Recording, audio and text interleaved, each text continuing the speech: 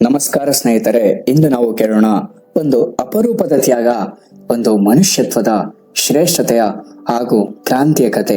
ಅದೇ ಕಲ್ಯಾಣ ಕ್ರಾಂತಿ. ಇದು 12ನೇ ಶತಮಾನದ ಕಾಲಘಟ್ಟ. ಜಾತಿಯ ಹೆಸರಿನಲ್ಲಿ ಮಾನವೀಯತೆಯ ನಾಶ ನಡೆಯುತ್ತಿದ್ದ ಕಾಲ. ಇದೇ ವೇಳೆ ಕಂಚಿನಂತೆ ಹೊಳೆಯುತ್ತಿರುವ ವ್ಯಕ್ತಿತ್ವ ಶ್ರೀ ಬಸವಣ್ಣನದ್ದು. ಕುವೆಂಪು ಅವರು ಒಂದ್ ಕಡೆ ಬರೀತಾರೆ, ಕಾರ್ತಿಕದ ಕತ್ತಲಲ್ಲಿ ಆಕಾಶ ದೀಪವಾಗಿ ನೀ ಬಂದೆ, ಬಟ್ಟೆಗೆಟ್ಟವರಿಗೊಂದು ದೊಂದಿ ದಿಕ್ಕಾಗಿ. 8 ಶತಮಾನಗಳ ಹಿಂದೆ ಓ ಅಗ್ನಿ ಖಡ್ಗವನಾಂತ, ಓ ಆಧ್ಯಾತ್ಮ ಕ್ರಾಂತಿವೀರ, ದೇವದಯೆಯೊಂದು ಏ ಧೀರಾವತಾರ ಶ್ರೀ ಬಸವೇಶ್ವರ. ಇದು 12ನೇ ಶತಮಾನದ ಕತೆ.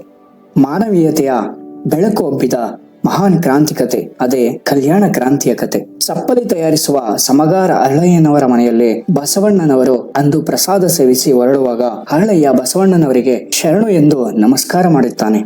ಅದಕ್ಕೆ ಪ್ರತಿಯಾಗಿ ಬಸವಣ್ಣನವರು ತಲೆಬಾಗಿಸಿ ಶರಣು ಶರಣಾರ್ಥಿ ಎಂದು 2 ಬಾರಿ ವಂದಿಸುತ್ತಾರೆ. ಇದು ಅರಳಯ್ಯನ ಮನಸ್ಸಿನಲ್ಲಿ ತೀವ್ರ ಅನುಭೂತಿಯ ಹೊಳೆಯನ್ನೇ ಹರಿಸುತ್ತದೆ. ತಮ್ಮ ಅಂದರೆ ಅರಳಯ್ಯನ ಹೃದಯದಲ್ಲಿ ಮೂಡಿದ ಆ ಭಾವನೆಗಳನ್ನು ಅರಳಯ್ಯ ತನ್ನ ಪತ್ನಿಯೊಂದಿಗೆ ಕಲ್ಯಾಣ ಮನೆಗೆ ಹೇಳ್ತಾನೆ. ಅದಕ್ಕೆ ಕಲ್ಯಾಣಮ್ಮ ಬಸವಣ್ಣನವರ ಈ ಪ್ರೀತಿಗೆ ಪ್ರತಿಯಾಗಿ ಏನಾದರೂ ಉಡುಗೊರೆ ಕೊಡಬೇಕೆಂದು ತೀರ್ಮಾನಿಸುತ್ತಾಳೆ. ಹೀಗಾಗಿ ತನ್ನ ಮೈಚರ್ಮವನ್ನು ತೆಗೆದು ಚಪ್ಪಲಿ ತಯಾರಿಸಲು ಗಂಡನಿಗೆ ಹೇಳುತ್ತಾಳೆ ಕಲ್ಯಾಣಮ್ಮ ಅರಳಯ್ಯನ ಹತ್ರ.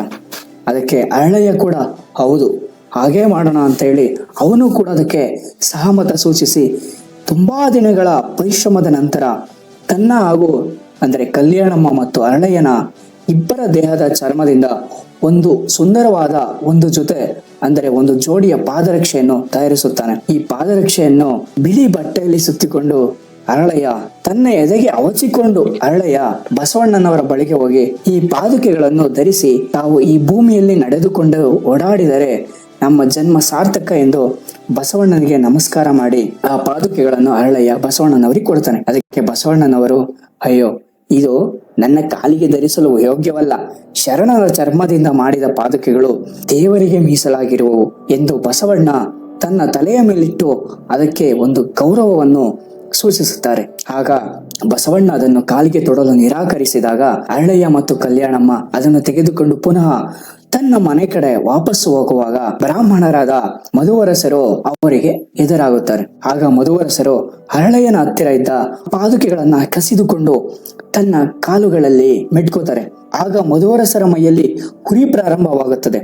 ನಂತರ ಅವರು ಅರಳಯ್ಯನ ಮನೆಯಲ್ಲಿ ಹೋಗಿ ಚರ್ಮ ತೊಳೆದ ನೀರಿನಿಂದ ಸ್ನಾನ ಮಾಡ್ತಾರೆ.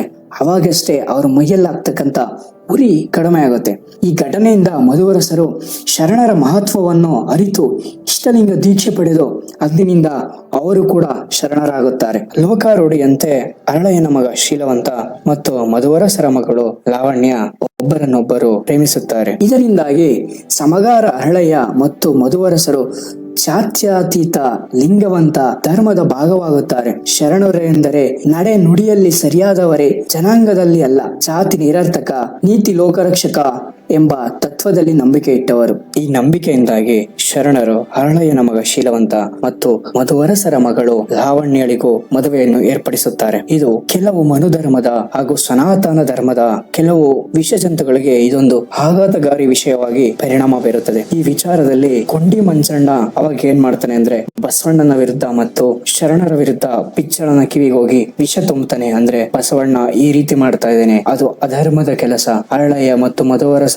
ಮಕ್ಕಳಿಗೆ ವಿವಾಹ ಮಾಡ್ತಾ ಇದ್ದಾನೆ, ಅವ್ರನ್ನೆಲ್ಲ ಸೇರಿಸಿ ನಿಮ್ಮ ರಾಜ್ಯನ ಒಡೆಯೋದಕ್ಕೆ, ನಿಮ್ಮ ಸಿಂಹಾಸನ ವಶಪಡಿಸ್ಕೊಳ್ಳೋದಕ್ಕೆ ಎಲ್ಲಾ ತರ ಒಳಸಂಚು ಮಾಡ್ತಿದ್ದಾನೆ ಅಂತ ಹೇಳಿ ಬಿಜ್ಜಳನ ರಾಜನಿಗೆ ಕೊಂಡಿ ಮಂಚಣ್ಣ ಅವರ ಕಿವಿ ಓದ್ತಾನೆ. ಬಿಜ್ಜಳನ ಸೈನಿಕರು ಶರಣರ ಮೇಲೆ ಆಕ್ರಮಣ ಮಾಡ್ತಾರೆ. ಆದರೆ ಶರಣರು ಯಾವುದಕ್ಕೂ ಕೂಡ ಎದುರ್ಕೊಳ್ಳದಲೆ ತಮ್ಮ ಕೈಲಾಗುವವರೆಗೂ ಹೋರಾಟ ಮಾಡ್ತಾರೆ. ಕೊನೆಗೆ ಮಧುವರಸ ಮತ್ತು ಅರಳಯ್ಯ ಶೀಲವಂತ ಈ ಮೂವರಿಗೆ ಭೀಕರವಾದ ಶಿಕ್ಷೆ ಕೊಡ್ತಾರೆ. ಎಳೆಹುಟ್ಟಿ ಶಿಕ್ಷೆ ಮಾಡ್ತಾರೆ, ಮತ್ತೆ ಕಣ್ಣನ್ನ ಕಿತ್ತಾಕ್ತಾರೆ. ಅವಾಗ ಅವರು ಹುತಾತ್ಮರಾಗುತ್ತಾರೆ.